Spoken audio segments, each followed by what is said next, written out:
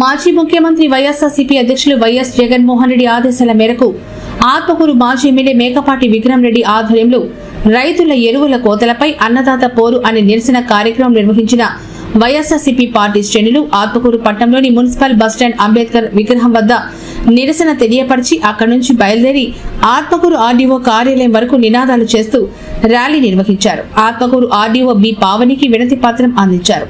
అనంతరం మాజీ ఎమ్మెల్యే మేకపాటి విక్రమ్ రెడ్డి మీడియాతో మాట్లాడుతూ రాష్ట్ర ప్రభుత్వం రైతులకు కావలసిన యూరియా మరియు ఇతర ఎరువులు అందించలేకపోతున్నారని, అవసరమైన ఎరువులను వెంటనే పంపిణీ చేయాలని, రైతులకు ఎరువులు అందించకుండా పక్కతోవ పట్టిస్తున్న వారిపై కఠిన చర్యలు తీసుకోవాలని, పంటలకు గిట్టుబాటు ధర కల్పించాలని కోరారు. ఉచిత పంటల బీమా పునరుద్ధరించాలని కోరారు. తమ నిరసన తెలుపుకోవడానికి కూడా ప్రభుత్వం అనుమతించడం లేదని, ప్రభుత్వం కార్యక్రమాలకు లక్షలాది మందికి అనుమతిస్తూ తమ కార్యక్రమాలకు కేవలం 15 మంది 20 మంది మాత్రమే అనడం ప్రజల పక్షాన్ని నిలిచి వారి అవసరం కోసం పోరాడి తమని నియంత్రించడం చేయడమే అని అన్నారు. ఈ కార్యక్రమంలో నియోజకవర్గంలోని అన్ని మండలాల వైఎస్ఆర్సీపీ పార్టీ నాయకులు, కార్యకర్తలు భారీగా పాల్గొన్నారు.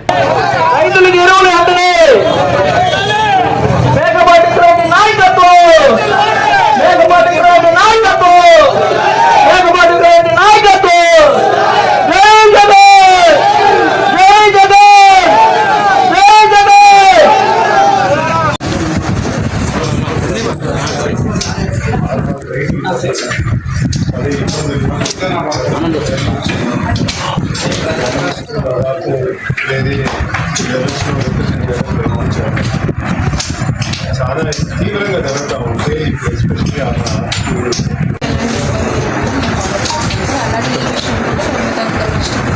తీసుకెళ్తే ఇప్పుడే ఆ సెంటర్స్ ఓపెన్ చేస్తే ముందు ఎప్పుడు ఈ ఇబ్బంది ఫేస్ చేయలేదు.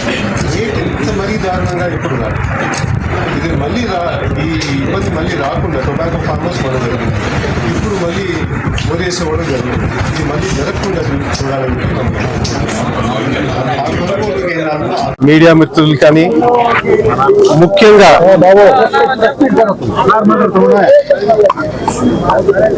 ముఖ్యంగా వైఎస్ఆర్సీపీ నాయకులకి ఎంత ఇబ్బందులు పెట్టినా కానీ ఎన్ని కష్టాలు ఎన్ని అవమానాలు భరించినా కానీ జైల్లో పెట్టాలని బెదిరింపులున్నా కానీ అన్ని ఎదుర్కొని ఈరోజు మన రైతన్నని కాపాడుకోవాలని చెప్పేసి పెద్ద ఎత్తున ఈ కార్యక్రమంలో పాల్గొన్నందుకు అందరికీ నా ధన్యవాదాలు. మన జగన్ గారు ఇచ్చిన ఒక్క పిలుపుతో మన రైతులందరికీ అండగా ఉండాలని, వాళ్ళు ఈరోజు పడే కష్టాలని అధికారుల దృష్టికి తీసుకుపోయి న్యాయం జరిగేటట్టు చేయాలని చెప్పేసి కార్యక్రమం పెట్టాము. ఈ కార్యక్రమం ప్రకారంగా మనం కోరేది ఏంటంటే రైతులందరికీ సమయానికి యూరియా దొరకట్లేదు. అది లేకుండా ఈ రైతులకి తీవ్రంగా ఇబ్బంది పడుతున్నారని చెప్పేసి గత నెల రోజులు చెప్తున్నా కానీ వాళ్ళని ఎవరన్నా రైతు ఆ విధంగా మాట్లాడితే అరెస్ట్ చేస్తామని చెప్పేసి ముఖ్యమంత్రి గారు చెప్పడం జరిగింది. లేకపోతే వైఎస్ఆర్సీపీ నాయకులందరూ దొంగలని చెప్పేసి వాళ్ళని అరెస్ట్ చేయడం అనేది చేయడం జరుగుతుంది. మేము అడిగేది ఒకటి, సెంటర్ నుంచి మీకు ఏరియా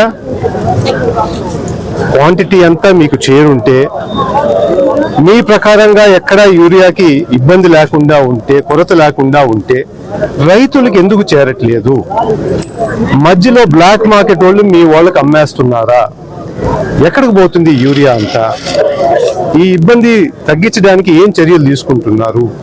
ఇమ్మీడియట్ గా ఆ బ్లాక్ మార్కెటింగ్ ఎవరు చేస్తున్నారో వాళ్ళందరినీ అరెస్ట్ చేయండి అని చెప్పి కోరుకుంటున్నాం. ఒకటి.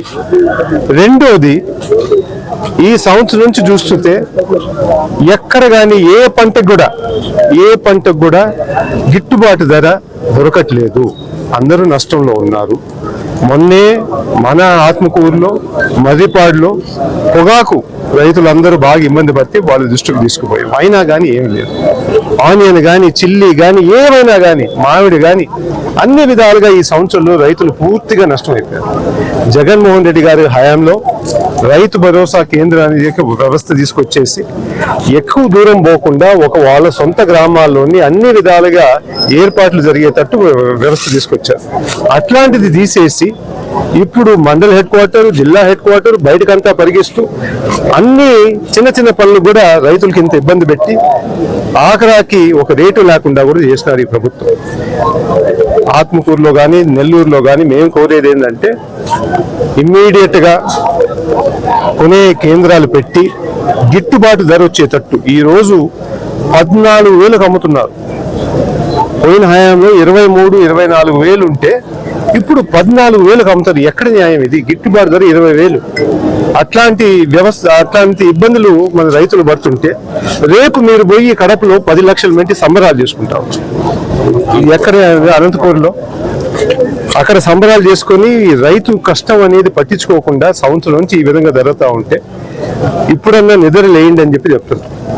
మీరు ఈ గత సంవత్సరంలో మీరు గట్టిగా చేసింది ఏంటంటే వైఎస్ఆర్సీపీ నాయకత్వానికి కానీ కార్యకర్తలు కానీ ఇబ్బంది పెట్టేది, వాళ్ళని జైల్లో పెట్టేది, అన్ని విధాలుగా కష్టాలు తీసుకురావాలని చెప్పేసి ప్రయత్నంలో ఉన్నారు తప్ప మీ సమయం అంతా పరిపాలించేటట్టు రైతుకు ఇబ్బంది లేకుండా ఉండేటట్టు మాత్రం లేదు.